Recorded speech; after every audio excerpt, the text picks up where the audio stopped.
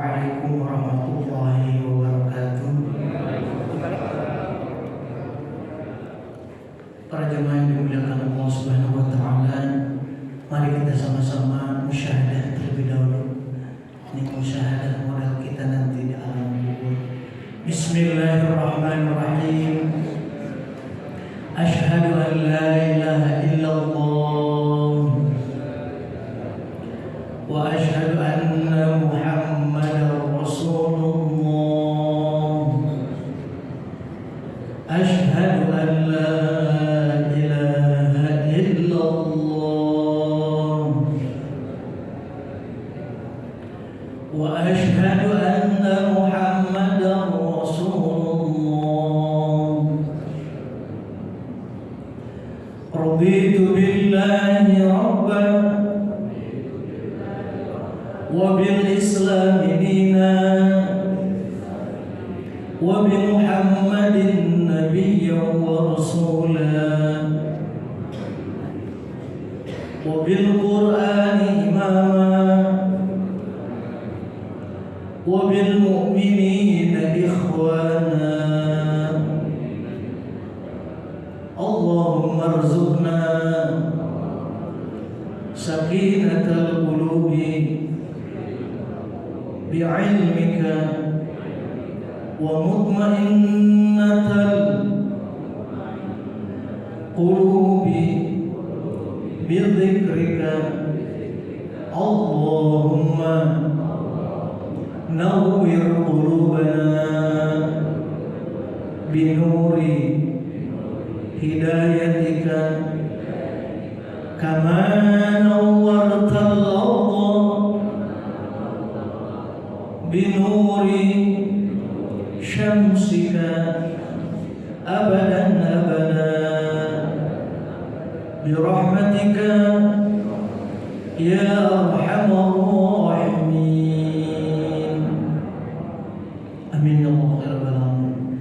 Rajanya rahmatullah. Selanjutnya kita doakan orang tua kita, karena keberadaan kita di sini tidak lain adalah berkah doa mereka, sehingga tetapnya iman dan Islam di dalam hati kita semuanya. Untuk mereka yang sudah meninggal dunia, kita bacakan Al-Fatihah. Mudah-mudahan segala dosa diampuni oleh Allah Subhanahu wa taala dan juga syurga dijadikan tempat kembalinya. Ghafarallahu dzunubahum wa nafa'ana bi ulumihim wal ilmihim wa sallallahu musannif ala kitab Muhammad al-Ghazali fallahu bi ulumi. Syarillahul Fatihah. A'udzu billahi minasy syaithanir rajim. Bismillahirrahmanirrahim.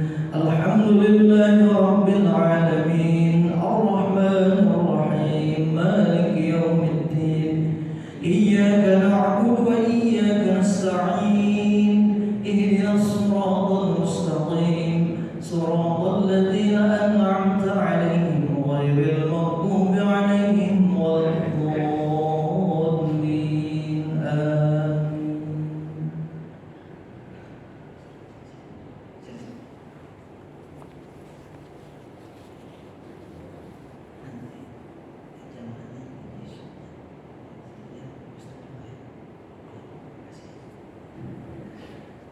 Bismillahirrahmanirrahim.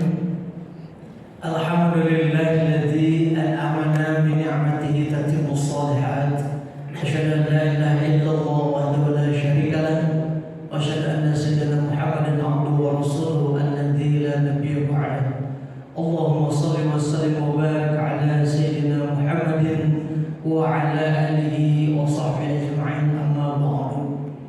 Qala Allah ta'ala fil Qur'anil Karim, a'udzu billahi minasy syaithanir rajim. Bismillahirrahmanirrahim. Hadza sirati mustaqim fattabi'uhu wa la tattabi'us subul. Shadaqallahul 'azim. Para jemaah yang dimuliakan Allah Subhanahu wa taala, alhamdulillah wa syukurillah Allah Subhanahu wa taala memberikan rezeki kepada kita di pagi hari ini, yaitu dalam keadaan kita taat kepada Allah. Mudah-mudahan Allah istiqomahkan langkah kita semuanya, dan di sisa usia kita mendapatkan amal-amal yang hasanat dan kita husnul khatimah. Amin ya Allah ya rabbal alamin. Selanjutnya salawat dan salam terlimpah curahkan kepada Nabi kita يعني حبيبنا ونبينا محمد صلى الله عليه وسلم. اللهم صل وسلم وبارك عليه. Para jamaah yang dimuliakan Allah Subhanahu wa taala, izinkan saya pada kesempatan pagi hari ini untuk melanjutkan kajian yang sebelumnya sudah pernah saya bahas, yaitu tentang bab mudakhil syaitan ilal qulub, bab tentang pintu masuknya setan ke dalam hati kita. Penting kita mengetahui ini semua karena setiap ibadah pasti ada resistensinya, betul Pak? Setiap ibadah pasti ada hambatannya, betul. Ada hambatan pribadi, ada hambatan keluarga, tapi ada juga hambatan selain kesibukan pribadi itu, ada kesibukan batin kita yang menghambatnya. Nah, insya Allah di sini di antara hambatan itu ada hambatan pra ibadah, ada hambatan dalam proses ibadah, ada hambatan after ibadah, pasca ibadah. Hambatan itu bisa berupa yang merusak atau bisa sesuatu yang bahkan menghilangkan kualitas amal. Ini perlu kita pelajari, yang saya ambil dari kitab Ihya Ulumuddin jilid 3, yaitu bab Al-Muhlikah karya Imam Al-Ghazali nafallahu. Kenapa selain ibadah yang kita lakukan, ilmu pun penting kita perdalam. Nah, ini izin saya kepada para asatidz, para hujjaj dan para bapak sekalian, ini kita mengkaji ulang atau siraman rohani. Insya Allah bukan berarti saya menggurui ataupun saya menggaram air laut, tapi kita sama-sama tazkirah, fazakir fa inna zikra tanfa'ul mu'minin. Al-ilmu wal ibadah huma jauharan. Jadi ilmu dan ibadah itu dua mutiara. Lakinnal ilma ashqarafu minal ibadah. Tetapi ilmu itu lebih mulia daripada ibadah, karena ilmu itu asluhu dalam kitab Minhajul Abidin. Kenapa ilmu bisa lebih mulia? Karena ilmu fi manzilatis syajarah. Ilmu itu ada pada posisinya seperti kalau dalam pohon itu, dalam sebuah tumbuhan itu pohonnya syajarah. Wal ibadatu bi manzilati samratihi min asyajarah. Dan ibadah itu adalah buah dari pohon tersebut. Fasyarafu li syajarah. Kenapa ilmu itu menjadi mulia? Karena asalnya dari pohon itu, yaitu asalnya pohon, asalnya sebuah buah itu asalnya dari pohon gitu. Tetapi lakin al-intifa' innama yahsulu bi samratiha. Tetapi samrohnya itu, buahnya itu, itulah yang bisa menjadi manfaat dari pohon tersebut. Jadi adanya pohon itu bisa dimanfaatkan karena buahnya. Jadi ilmu adalah pohonnya, ibadah adalah buahnya. Buah daripada ilmu kita tentang Allah Subhanahu wa ta'ala, tentang syariat dan sebagainya. Nah, ini adalah perumpamaan yang keduanya ini saling terikat, saling terintegral satu sama lain. Pohon tidak ada buahnya, manfaatnya kurang. Dan buah tidak mungkin kalau tidak ada pohonnya. Kenapa ilmu lebih utama? Para bapak, coba sekarang ini lagi musim orang berangkat haji. Andaikan orang yang pergi haji Pak, nggak dibekali manasik dulu, Masya Allah, bagaimana dia? Dia datang di depan Ka'bah, dia bingung Pak. Ini pengalaman saya ketika di Masjidil Haram, kita sudah tawaf, dia bengong aja, duduk. Assalamualaikum Pak, dari mana? Kalimantan. Sudah tawaf Pak? Oh, belum katanya. Saya tadi sudah tahiyatul masjid. Begini Pak, kalau di Masjidil Haram tahiyatul masjidnya bawa apa? Oh gitu ya Pak. Tawaf berapa keliling Pak? Itu Masya Allah. Di depan Ka'bah masih bertanya tawaf berapa keliling? Siang banget ya. Itu kejadian seperti itu. Ya akhirnya kita tuntun untuk tawaf. Jadi ilmu dulu baru ibadah. Kita nggak kerasa masalah sholat Pak, karena kita sudah lihat dari kecil kita diperlihatkan bagaimana cara ruku, cara sujud. Coba kalau dari awal orang yang baru mengenal betul-betul mengenal Islam, ilmu dulu baru praktek. Mungkin latihan sholat bisa 1 bulan Pak. Itu untuk prakteknya, baru dia bisa melakukan zuhur, asar, ya, maghrib, bisa subuh. Sebulan. Ini yang saya alami. Saya mengajari anak-anak yang ekspatriat gitu ya. Mereka itu diajarkan dulu, belum lagi hafalan bacaannya. Masya Allah, lama itu Pak. Yang paling lama tahiyat, karena belibet katanya. Padahal tahiyat itu apa? Rukun qauli itu. At-tahiyatul mubarakatuh. Rukun qauli sama dengan Fatihah. Tahiyat dengan Fatihah itu sama. Mana enaknya kalau berjamaah begitu. Kalau berjamaah kita lupa baca juga jadi Pak. Alhamdulillah. Makanya begitu. Yang nggak bisa bacaan sering-sering berjamaah. Jadi ilmu, kata Imam Al-Ghazali di dalam ini kitab Minhajul Abidin, sengaja saya bawa dua-duanya Pak, karena biar bicaranya nggak ngelantur. Nah, maka dari itu keduanya ini kita perlu kita pelajari dan praktekkan. Ibadah adalah ilmu praktek, karena Nabi Muhammad SAW bersabda, al-ilmu imamul amal. Ilmu itu imamnya amal. Wal amalu tabi'uhu. Amal itu adalah follower yang pengikutnya.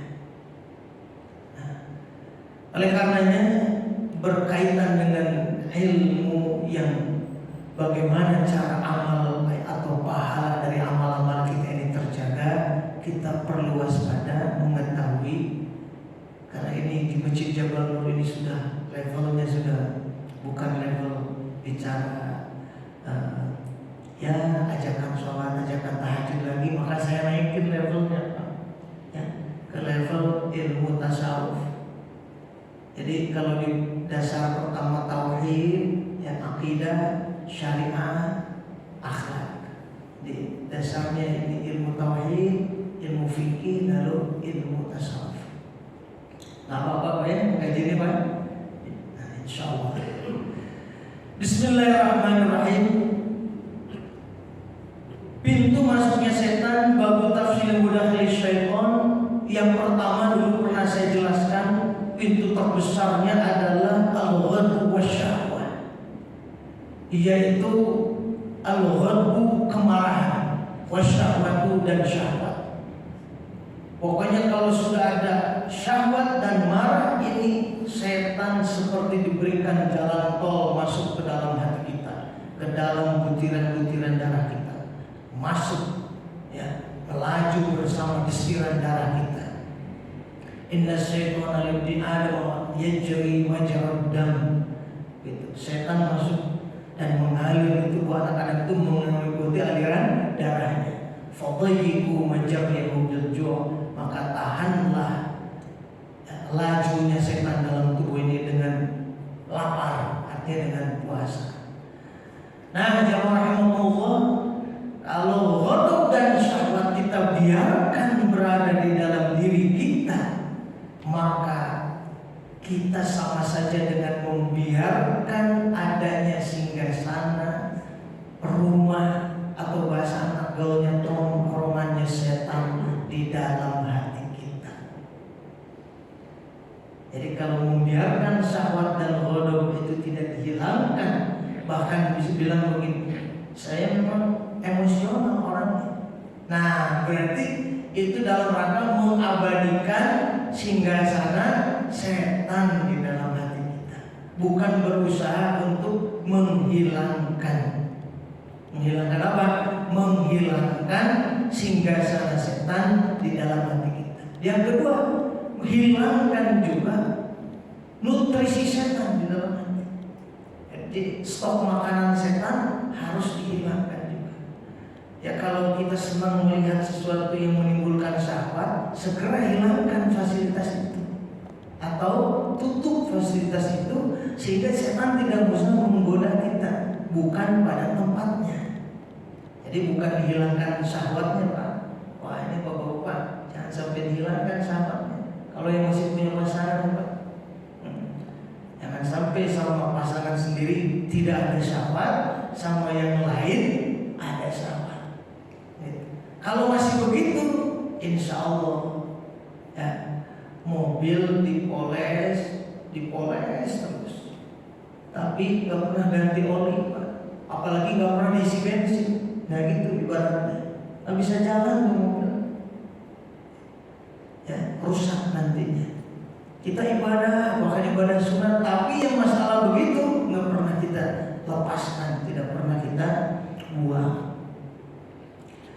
Maka diibaratkan oleh Imam Al-Ghazali seperti anak kecil yang sedang bermain bola. Kalau setan sudah menguasai orang dengan kemarahan, ibarat anak kecil yang sedang bermain bola, dia tidak kenal tempat, dia tidak kenal waktu, dia tidak tahu di mana dia berada. Udah mau marah-marah aja, sehingga dia akan kehilangan jati dirinya dan beralih hatinya menjadi hatinya setan, matanya menjadi matanya setan. Tuh, kalau udah begitu kan hilang akal, hilang apa? Hilang kendali. Karena apa? Karena orang yang sedang marah dan orang yang sedang apa? Orang yang sedang diganggu atau dikuasai oleh syahwat, dia sedang lemah imannya. Ketika imannya lemah, maka hazimah jundus syaitan, maka setan nyerang pada dia. Akhirnya dikuasai. Tiba-tiba akibatnya ada yang sudah tahu. Akibatnya di belakang, Pak. Wah, begini nyesel. Nah, ketika nyesel setan sudah pada pergi itu, Pak. Kalau sudah timbul penyesalan, setan sudah pergi, Pak. Udah nggak menggoda lagi. Itu sudah pernah kita jelaskan, jamaah sekalian. Nah, sekarang kita maju ke tahap yang kedua, yaitu wa min abwabi al-'azimah al-hasad wal haras. Yaitu hasad. Apa itu hasad? Ya, iri dengki, wal harasu dan ambisi. Ini keduanya paduan yang luar biasa buat orang yang sedang usaha, buat orang yang sedang bekerja. Kalau di dalam hatinya sudah ada hasud, sudah ada ambisi buta, bagaimana? Fa muhimman kana al-'abdu harisan ala syai'in a'mahu harasahu as-samah. Ketika seorang hamba sudah ada rasa ambisi buta, ala syai'in, untuk menggapai sesuatu, a'mahu, maka akan membutakannya, wa kharasahu wa samma, ambisinya itu akan membutakannya dan juga akan membuatnya tuli. Dinasihatin jangan begitu, wah terus saja, aduh tanggung ini udah target nih, I want to reach my target, katanya. Saya akan menggapai target saya, tidak peduli kanan kiri, tidak peduli halal. Itu qala sallallahu alaihi wasallam, ini hadis dari Abu Darda, hubbuka li syai'in, cinta yang kau terhadap sesuatu itu yu'amma wa yasumma. Cinta yang kau kepada sesuatu itu bisa membuatmu buta dan bisa membuatmu tuli. Betul nggak, Pak? Love is blind. Itu bahasa Nabi ya, Dr. Sunardi, dosen bahasa Inggris. Jadi cinta buta, Masya Allah. Wa nurul basirah, dan cahaya hati, cahaya mata hati. Wa alladhi ya'rifu mudakhil syaitan, Cahaya hati itulah yang bisa memantau pintu masuknya setan atau celahnya setan. Fa'idha wallahul hasan, bila mana sudah terjangkit rasa iri dengki, wal harasu, dan adanya ambisi, lam yubsir, maka pantauan itu, pandangan yang bisa mendeteksinya itu buta, tidak bisa melihat. Fahina idin yajidu syaitan firsatan, maka ketika cahaya hati yang bisa memantau ini ambisi, jangan, wah ini udah iri nih, gak boleh.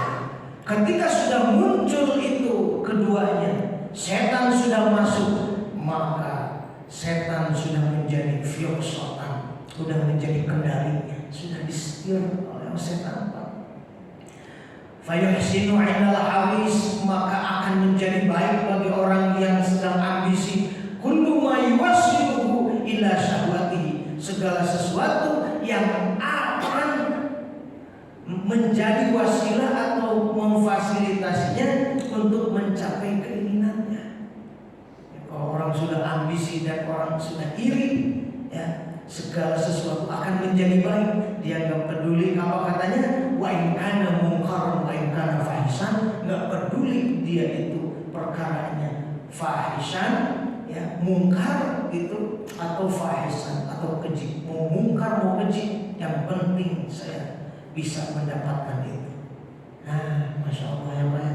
Orang kalau udah dibakar rasa cemburu, masya Allah Pak, udah mau halal mau haram udah nggak peduli lagi. Betul Pak ya? Faqad ruwiya anna Nuh alaihi salam, maka diriwayatkan bahwasanya Nabi Nuh alaihi salam lama raqiba safinah, ketika Nabi Nuh itu sedang naik perahu Pak, hamala fiha min kulli zawjayn isnain, maka diangkut di perahunya Nabi Nuh itu, para bapak sekalian. Ini kisah para anbiya, ada di dalam kitab namanya Qissatul Anbiya. Diangkut para bapak sekalian, ya, yang berpasang-pasangan, kama Allah Ta'ala, sebagaimana Allah Subhanahu wa Ta'ala telah memerintahkan kepada Nabi Nuh. Fara'a fis safinah, pada saat itu Nabi Nuh melihat di dalam kapalnya itu syaikhan lam ya'rifu, ada seseorang yang tidak dikenalnya. Nabi Nuh itu, para bapak sekalian, dakwahnya berapa tahun semuanya? 1000 kurang 50 tahun. Itu di Al-Qurannya begitu ya. 1000 kurang 50 tahun. Jadi 950 tahun. Pengikutnya berapa? 80 orang. Ya, makanya kalau jamaah Jabal Nur begitu banyaknya, alhamdulillah umatnya Nabi Muhammad banyak. Nabi Nuh 950 tahun, tapi pengikutnya seperti itu, sedikit. Maka Nabi Nuh kenal dengan para pengikutnya. Nah, ketika naik ke perahu, ada orang tua yang dia tidak kenal. Ini siapa nih, kok gak ada pasangannya gitu. Lalu Nabi Nuh bertanya, faqala lahu Nuh, ma adkhalaka? Hei, apa motivasimu masuk ke sini? Kata Nabi Nuh, kok saya nggak kenal gitu kan? Faqala dakhaltu, aku masuk ke sini li usayyiba quluba ashabi, aku menginginkan hati sahabatmu, fatakuna qulubuhum ma'i, maka hati mereka bersamaku, wa abdanuhum ma'aka, dan jasadnya bersama kamu. Jadi saya ingin menguji hati-hati para sahabatmu, biar hatinya bersamaku, biar nggak apa-apa jasadnya bersamamu, tidak masalah. Paham maksudnya Pak? Jasadnya bareng di perahu Nabi Nuh, tapi hatinya mengikuti si aki-aki tadi. Syekhul Kabir. Kaget Nabi Nuh, faqala lahu Nuh, ukhruj minha ya aduwallah. Keluar engkau keluar, wahai musuh Allah, fa innaka la'in, engkau terlaknat. Oh, ternyata dia adalah siapa? Faqala ternyata dia itu iblis, Pak. Jadi iblis itu para bapak sekalian, ya, makhluk Allah yang suka narik hatinya orang yang sedang ibadah, hatinya bersama iblis, walau membiarkan fisiknya bersama jamaahnya. Begitu. Itu kerjaan siapa? Iblis. Kumpul bareng di masjid, tapi hatinya wa qulubuhum syatta, hatinya tercerai-berai, ribut gitu kan. Ya, ada panitia Isra Mi'raj ribut, ada panitia Maulid ribut, misalnya dicontoh.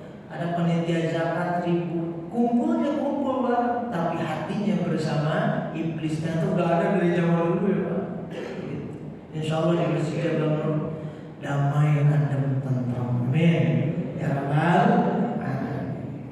Oh, ternyata iblis kerjanya gitu. Faqala lahu iblis khamsun ahlaka bihinna nas. Ada 5 hal ahlaka yang caraku atau metodeku menghancurkan manusia, kata iblis. Wasa'ahaddasuka maka aku akan sampaikan kepadamu minhunna bisalasin, 3 dari 5 tersebut. Walau hadisuka bisnaini, tapi aku tidak akan memberitahukan kepadamu 2 dari 5 tadi. Fa'uhiyallahu ta'ala, maka mewahyukan Allah berfirman ila Nuh, kepada Nabi Nuh, annahu la hajata laka bisalas, wahai Nuh, tidak ada keperluan bagimu bisalas dengan 3. Nuh, dari 5 itu jangan yang 3. Tapi fa'al yuhaddisuka bil isnatain, tapi mintalah 2 dari apa? Dari iblis tadi. Coba bilang iblis metode apa sih yang biasa dia goda kepada manusia? Faqala, maka berkatalah Nuh, iblis Nuh kepada Nabi Nuh. Ya. Faqala Nuh, maka berkatalah kepada iblis yang Nuh Nabi Nuh. Manisnakan, hai iblis, apa sih 2 yang 2 tadi? Faqala huma, iblis berkata, huma allatani, dengan 2 perkara tadi, la tukadzibani, aku tidak bisa mengelaknya. Wa huma allatani la tukhalifani bihima, dan juga aku tidak bisa menyelisihinya. Ahlakan nas, untuk menghancurkan manusia. Apa itu? Al-harasu wal hasad, yaitu rasa iri dengki dan juga rasa ambisi yang membumbung tinggi. Nah, ambisinya beda, Pak. Bukan ambisi kepada ibadah, tapi ambisi buta untuk menggapai dunia, kedudukan, jabatan, target, dan sebagainya. Tapi kalau itu semua untuk akhirat, itu beda lagi, namanya bukan al-haras. Saya ingin punya tambah 3 lagi, ada kios. Ini yang 3 ini income-nya saya akan bagi 2. Yang setengah buat masjid, yang setengah lagi buat keluarga. Ada yang begitu, Pak? Jangan ya. Jadi saya yang setengah lagi buat biayai para janda, ya, yang sudah sepuh-sepuh, yang masih punya yatim, yang setengah lagi itu buat keluarga saya. Kalau begitu namanya bukan ambisi.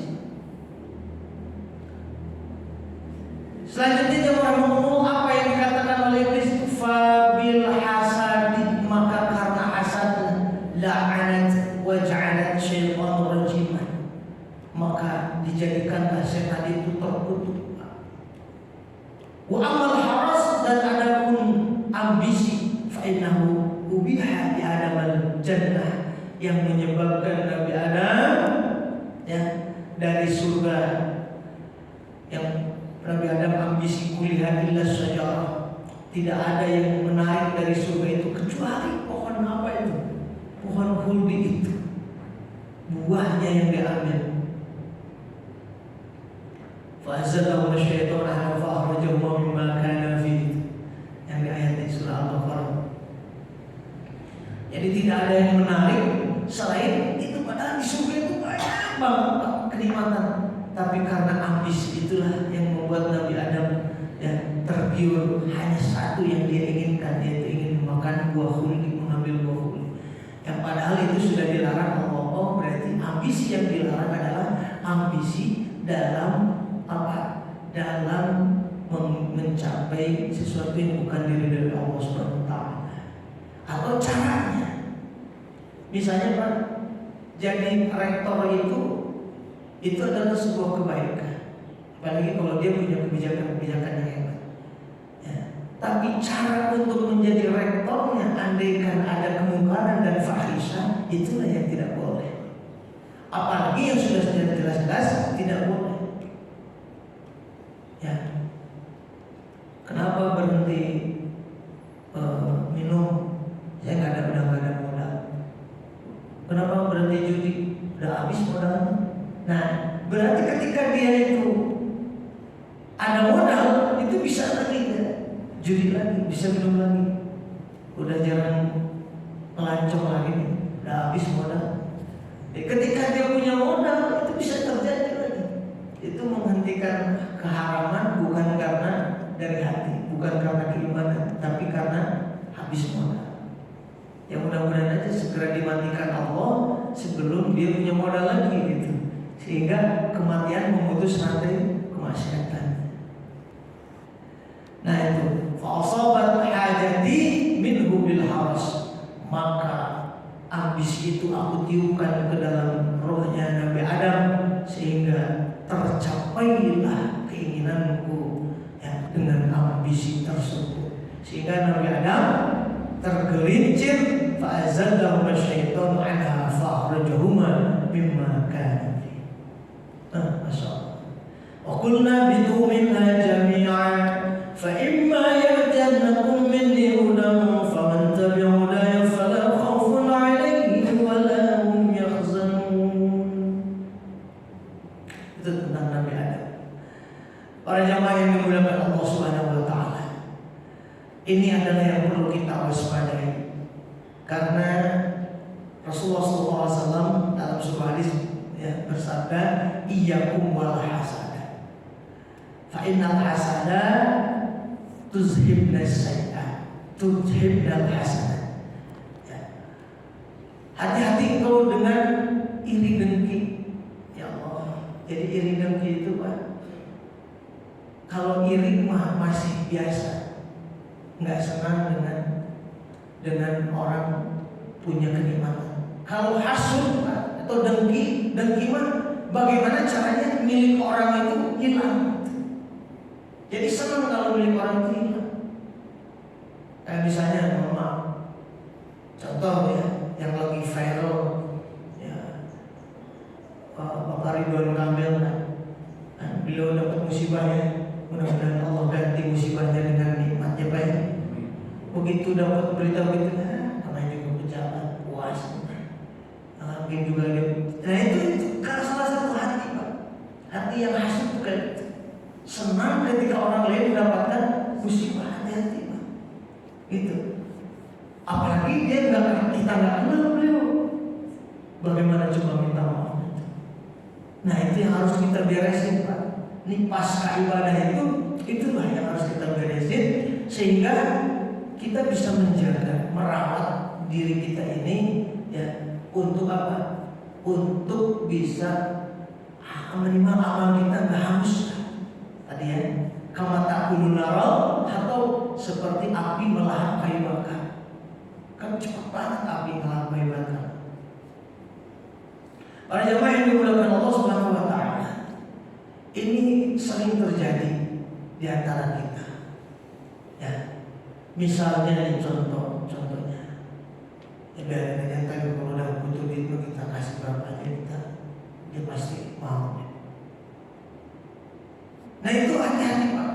Transaksi yang menunggu dia untuk susah dulu lalu kita mendapatkan keuntungan dari itu, hati-hati jangan sampai itu muncul daripada rasa hasud.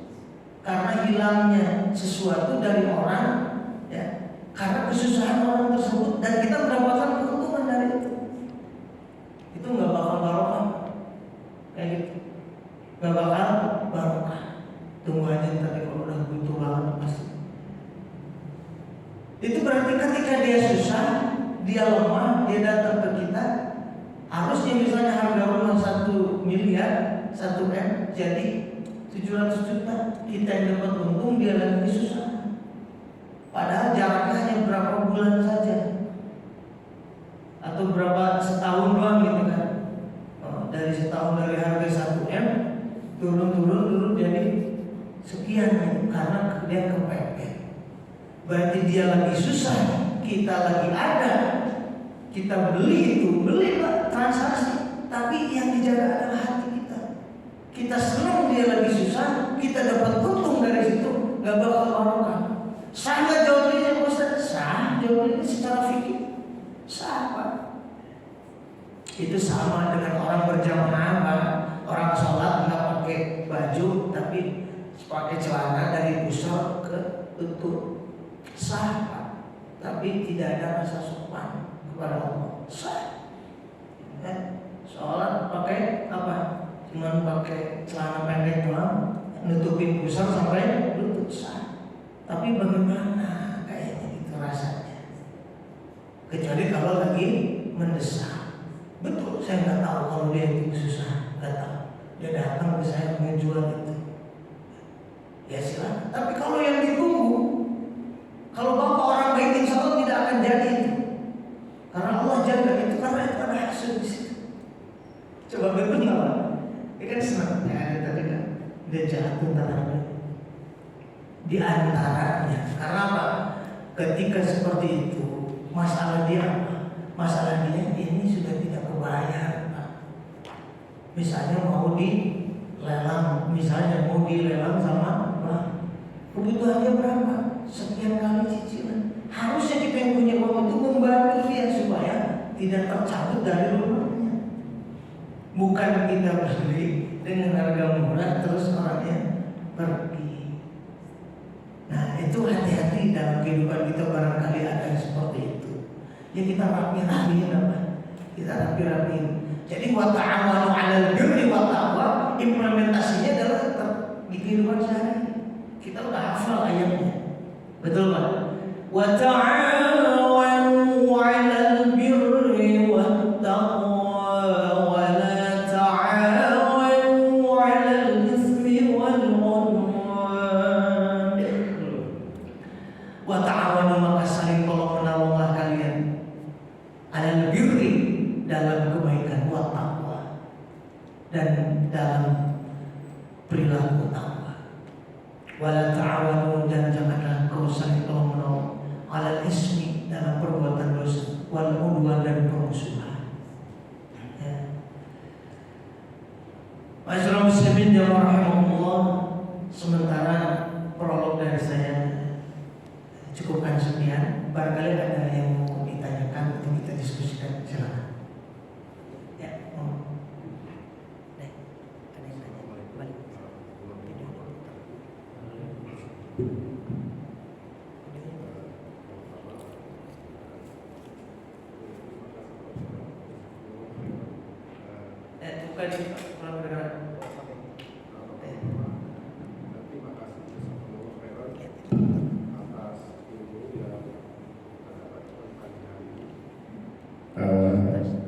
Yang begitu sangat bisa kita pahami, sangat mendalam ya.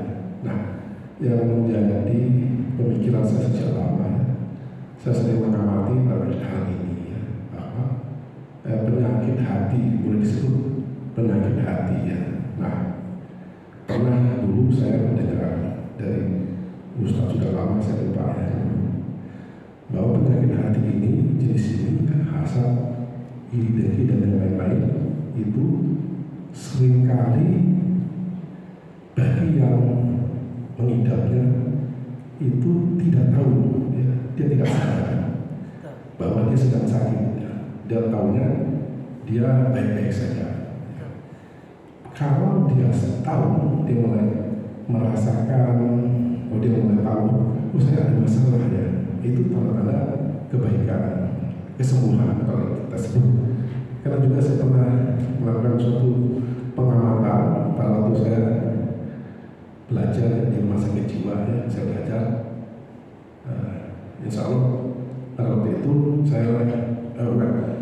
pada waktu itu saya lihat orang-orang yang gangguan jiwa itu pada saat dia sakit kita tanyakan, dia bilang saya sehat, saya baik-baik saja.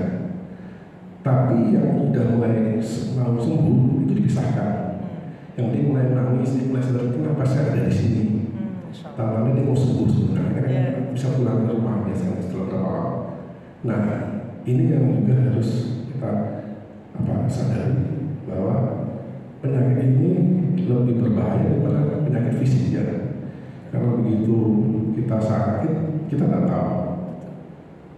Itu yang menjadi mungkin pertanyaan, bagaimana orang-orang yang atau siapapun atau kita sendiri yang menyadari kita punya perasaan di dalam peka mendapat tuntunan ya, dari Allah Subhanahu Wa Taala bahwa kita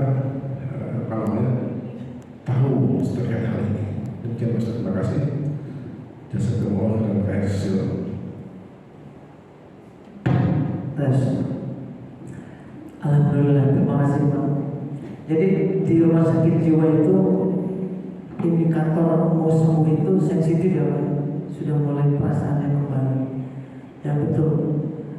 Ya penyakit kolbu ini, penyakit hati ini memang terkadang yang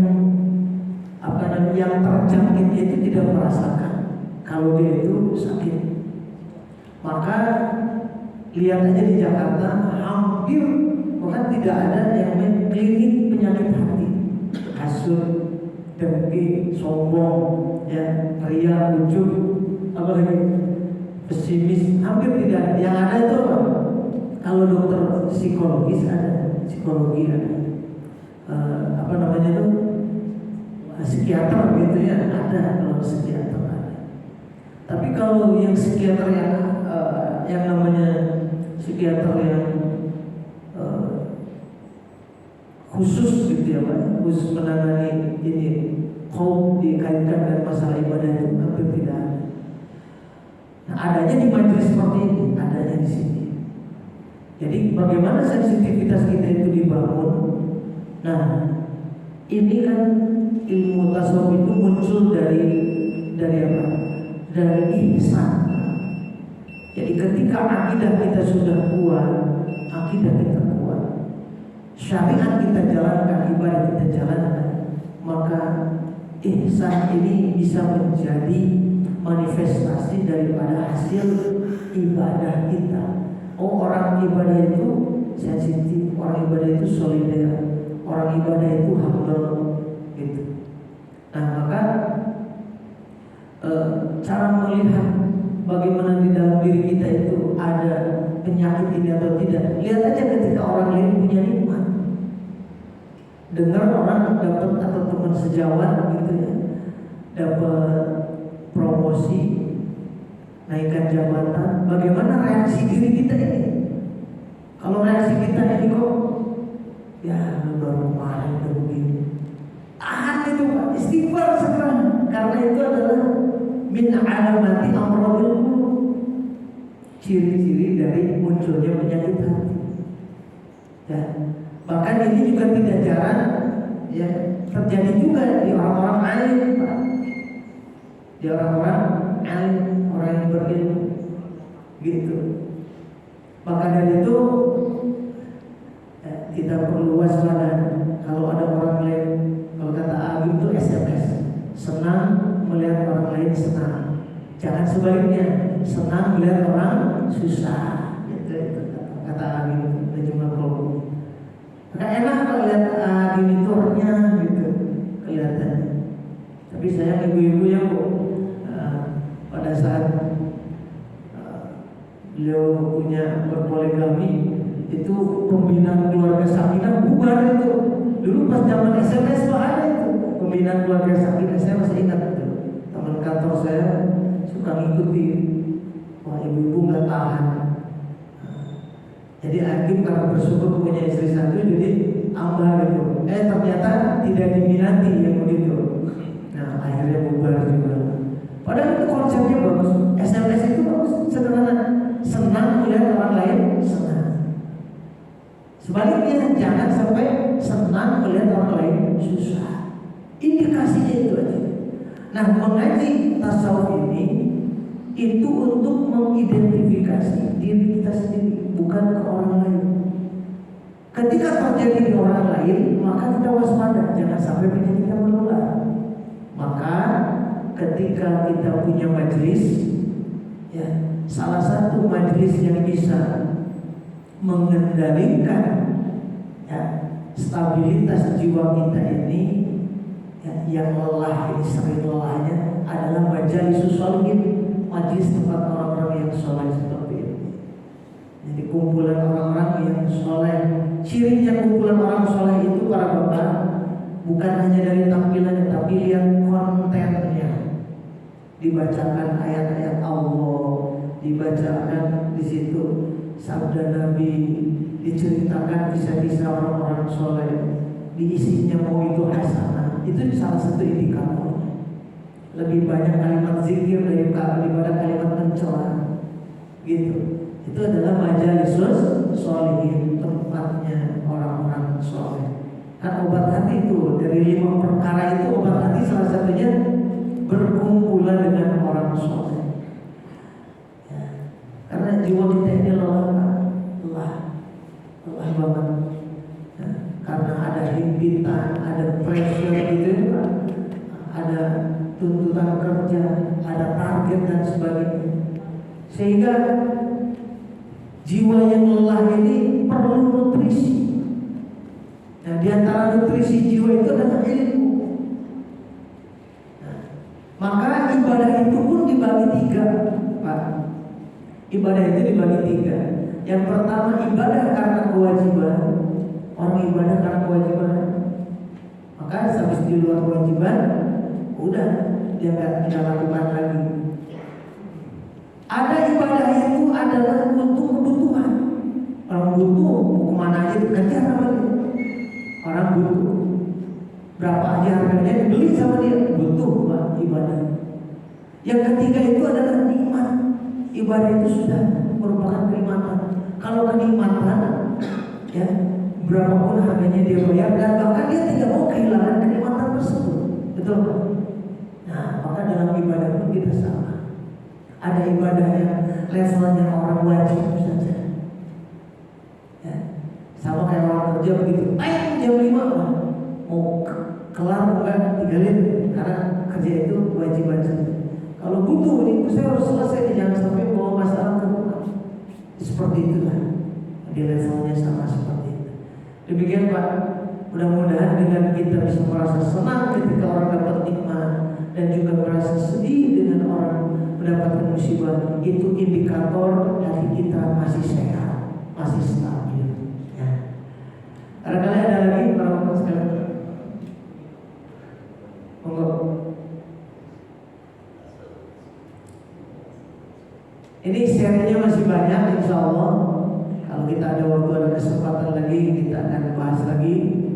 Masih ada beberapa bagian lagi celah-celah masuknya setan ke dalam hati kita. Pas nanti yang mau sholat suruh nanti insya Allah kita setelah kajian ini. Terima kasih Pak Ustaz Kamil. Ini masih ada korelasinya dengan pertanyaan terdahulu Pak Dr. Kodri, Pak Kamil. Beliau seorang dokter ya. Oh, masalah. Rekan kita. Tadi dengar al-ilmu imam al-amalu wa amilu tabi'u. Ya. Lalu dikaitkan dengan pertanyaan tadi, banyak di antara kita sebenarnya ada penyakit yang dibahas tadi, tapi kita itu tidak sadar, barangkali tidak ada ilmunya. Kedua, ilmunya itu kan kalau saya melihat diperoleh dengan kajian-kajian semacam ini, kajian tasawuf ya. Tapi ada di antara kita, di antara teman, di antara kelompok apa yang menganggap bahwa kajian tasawuf itu katakan tidak ada dalilnya, gambarnya bid'ah gitulah, sehingga mereka tidak mau. Sehingga ya akhirnya barangkali mereka tidak mengenal kajian-kajian ini, sehingga tidak bisa mendeteksi penyakit-penyakit jiwa yang sesungguhnya melekat pada mereka. Nah sekarang barangkali pertanyaan kecilnya ya bagaimana ya supaya menyadarkan orang-orang mereka itu ya mau ngaji yang hal yang berkenaan dengan itu sehingga mereka bisa mendeteksi penyakit-penyakit yang sesungguhnya melekat di jiwa mereka, jiwa kita bukan mereka, karena kita juga nggak tahu barangkali kita sama Pak. Terima kasih Pak Ustadz Kamil. Nah ini menarik ini Pak Dr. Sunadi begini. Ini kajian saya ini setiap hari Kamis pada zuhur itu di Plaza Asia Pak, di Senayan. Itu sudah 3 kali ganti Pak namanya. Jadi kenapa bisa 3 kali ganti nama? Karena isinya diambil, tapi dengan nama kajiannya nggak mau. Awalnya kajian tasawuf, kajian kitab Ulumuddin. Nah, ada yang datang ke saya, Pak, mohonlah diganti nama kajiannya, katanya terlalu berat. Kajian tasawuf ganti dengan nama Pak, dengan kajian akhlakul karimah. Oke, kita ganti dengan kajian akhlakul karimah. Namanya Pak, kitabnya sama Pak, kitabnya bisa terjadi ya. Sudah selesai, nggak lama kemudian ada yang minta lagi Pak, kajian akhlakul karimah kayak terlalu baku banget Pak, gitu. Kurang dekat, gantilah dengan kajian tazkiyatun nafs. Gantilah lagi ya Mas saya, namanya kajian tazkiyatun nafs. Kitabnya kitab yang sama juga. Jadi isinya mau diambil, tapi nama kajian karena sudah ada beberapa yang melekatkan kalau kajian tasawuf itu bid'ah. Biar ini kajian sudah ribuan tahun. Sekarang karya siapa yang 1000 tahun terjaga kalau bukan Allah yang menjaga? Ini kitab sudah 1000 tahun usia. Siapa yang bisa menjaganya kalau bukan Allah SWT? Gitu. Kalau ilmu ini akan merusak agama, tentu ilmu ini akan yang dulu diambil. Ya, banyak ilmu yang diambil Pak. Dan seperti halnya buku-buku tentang Mu'tazilah dan sebagainya itu banyak yang sudah tidak ada, yang membahayakan. Allah Maha tahu dan Maha sangat juga Maha pemurah, Maha penjaga. Kalau memang ilmu ini tidak ada manfaat, tidak akan ada. Gitu. Nah, adapun misalnya dari kelompok yang memang tidak suka dengan ilmu tasawuf, bahkan bilangnya zindiq gitu. Mudah-mudahan mereka belajar dari beberapa hadis Rasulullah tentang masalah bahayanya dari bahayanya hasad dan praktekkan. Yang paling penting itu praktek. Sehingga melihat orang yang berbeda itu tidak menjadikan musuh. Contoh misalnya permusuhan yang dimunculkan seperti ini. Jangan bergaul dengan para pelaku bid'ah, karena itu akan merusak kita. Pelaku bid'ah yang isinya orang-orang yang suka baca la ilaha illallah, apakah betul mengganggu jiwa kita? Seperti itu. Jadi terkadang ada yang bersemangat melebihi semangatnya Allah yang menciptakan setan itu sendiri. Ada yang lebih bersemangat melebihi semangatnya Allah yang menciptakan setan. Justru Allah sudah menyampaikan, alam ahad ilaikum ya bani adam alla ta'budu syaitan. Wahai anak Adam, aku sudah sampaikan kepadamu, ya bani adam, wahai anak Adam, la ta'budu syaitan, jangan menyembah setan. Allah cukup menyampaikan. Kalau ini ditambahin Pak, jangan gaul dengan ini, jangan gaul dengan ini. Nggak ada itu di Quran juga, di hadis juga nggak ada. Katanya tidak boleh membuat sesuatu karena bid'ah. Dia sendiri membuat dalil, jangan bergaul. Yang tidak boleh bergaul itu dengan orang yang berbeda akidahnya, yaitu tidak bertuhankan Allah, nabinya bukan Nabi Muhammad. Bila mana dia mengganggu akidah kita. Kalau dalam muamalah bebas, apalagi dengan kita. Jadi itu terlalu bersemangat. Jadi kita yang sehat berikan nutrisi atau berikan aura positif kepada mereka, sehingga mohon maaf gitu, kajian ini beberapa tempat itu justru dipakai gitu ya, dipakai. Alhamdulillah. Tapi setelahnya ada yang hasut tadi, sering saya juga dicoret jadwalnya dari kajian gara-gara ada yang hasut. Iya. Jadi jamaah sudah senang sampai gara-gara mengikuti kajian ini saya beberapa kali dipanggil di tempat-tempat yang ya alhamdulillah misalkan di BNI Partner gitu untuk mengisi kajian juga karena awalnya dari kajian begini ada orang BNI atau apa diundang di sana. Tapi karena di dalam DKM-nya sendiri misalkan ada yang seperti itu ada yang berjiwa hasan, akhirnya dicoret dari kajian. Jadi ini penting Pak, ya, ilmu-ilmu seperti ini penting banget karena sudah dilakukan verifikasi bahkan sudah dilakukan eksperimen. Jadi yang menulisnya itu adalah pelaku, bukan ilmuwan atau filosof yang berputar pada teori. Tapi ini sudah pada tatarannya tataran empirisme gitu. Ini sudah bukti empirisnya sudah banyak. Bahkan beliau itu masya Allah berkali andaikan Nabi Musa itu ingin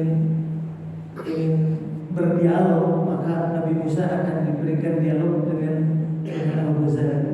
Ya, ulama ummati ka'anbiya Bani Israil kata Rasulullah. Ulama umatku itu seperti nabinya Bani Israil, maksudnya cerdas-cerdas, tangguh-tangguh gitu. Nah, itu barangkali ya. Jadi kita sama-sama memperbaiki diri. Andaikan ada orang sakit, kita jangan sampai sakit atau tersakiti oleh orang sakit karena dia sakit. Atau jangan sampai orang sakit itu menularkan rasa sakit ke kita. Kita yang sembuh justru vaksin kita harus menular kepada mereka. Jadi tanamkan kedamaian itu dari kita, sebarkan kepada mereka, yang akhirnya mereka luluh sendiri, insya Allah Pak. Kalau masih ada celah, insya Allah akan luluh. Tapi kalau kita terjangkit rasa sakit yang ditularkan oleh mereka, sama kita nantinya. Harus tahu. Sama ketika kebahagiaan, orang bahagia itu bisa menularkan kebahagiaannya. Tapi kalau orang yang tidak bahagia, dia akan menularkan apa yang ada di dalam dirinya. Kalau dia penyakitan, ya penyakit yang dikeluarkan. Kalau dia kesedihan, kekecewaan, maka kekecewaan yang dia akan bagi. Oke, kan gitu ya. How come someone will give happiness? Ya. Bagaimana orang bisa memberi kebahagiaan? Without happiness, ya. Kalau misalkan dalam hati tidak ada kebahagiaan, nggak bisa dia berbagi bahagia. Betul ya Pak? Yang dia bagi apa? Kekecewaan terus dia bagi. Makanya keluar kata-katanya juga menyakitkan. Oh, dia keluar kata-kata menyakitkan terus berarti dia sakit. Kesian, kita harus kasihan sama orang yang itu. Ini saudara kita lagi sakit, kita gak usah sakit hati, kita sembuhin. Abang lagi perlu apa Bang? Oh kayaknya nyakit amat maunya, gitu. Jangan langsung kita timpalin lagi. Ya kalau kita timpalin lagi kita ke bawah, namanya terpancing emosi. Jadi dah ribut kayak gitu. Barangkali begitu aja kita bisa lakukan dan kita berdoa kepada Allah mudah-mudahan kita sama-sama bisa mendapatkan hidayah taufik dan juga salamatus sadar. Ini ayatnya karena jelas. Ya, yaumala yanfa'u malun wala banun illa man atallaha biqalbin salim. Nanti suatu hari akan datang ya suatu masa di mana tidak ada manfaat. Malun harta wala banun dan juga anak keturunan kita. Illa man atallaha biqalbin salim, kecuali mereka yang datang kepada Allah dengan hati yang salim, yang selamat. Allahu a'lam. Kepada ada pertanyaan lagi yang cukup? Alhamdulillah. Amin. Kita nanti bisa dilanjut lagi insyaallah di lain kesempatan. Ya, mudah-mudahan para bapak bisa punya ya kitab yang seperti ini di rumah, terjemahnya juga ada, silahkan ya, untuk baca-baca ya, mengisi waktu, insya Allah bermanfaat sekali. Kita tutup dengan doa kafarat majlis. Subhanallahumma wa bihamdika asyhadu an la ilaha illa anta astaghfiruka wa atubu ilaik. Subhanallahumma wa bihamdika asyhadu an la ilaha illa anta astaghfiruka wa atubu ilaik. Subhanallahumma wa bihamdika asyhadu an la ilaha illa anta astaghfiruka wa atubu ilaik. Ini sedikit sebelum saya lupa. Pak Dokter kenal Bu Aisyah Dahlan ya, Dokter Aisyah Dahlan. Ya. Beliau ini dokter psikologi ya. Itu ilmunya dipakai Pak orangnya diundang. Ya. Alhamdulillah beliau itu ambil dari Imam Al-Ghazali tentang teori qalbu, tentang bagaimana cara menahan emosi, cara merawat anak, maksudnya. Beliau ambil dari sini. Tapi coba kalau kajian tasawuf, tapi alhamdulillah Ibu Aisyah Dahlan tidak menghilangkan dari mana dia sumber ngambil ilmu. Dia sering bicara tentang masalah qalb dengan mengendalikan keseimbangan itu. Dia sampaikan ini dari Imam Al-Ghazali. Allahumma shalli ala sayyidina Muhammad wa sallallahu tabaraka bi sahbihi rasulillah ajma'in. Amin ya Allah ya rabbal alamin. Fa'ala ma lamtana wa bi al-adyan fauna rabbi fakirna fakihana la qarbat lana fi dinina tawassala bi ta'awun tawassala bi ta'lim anta rizqana wasi'a wa tarzuqana al-amana. Allahumma aghnina bil 'ilmi wa zayyina bil hilmi wa akrimna bit taqwa jamilna bil 'afiyah.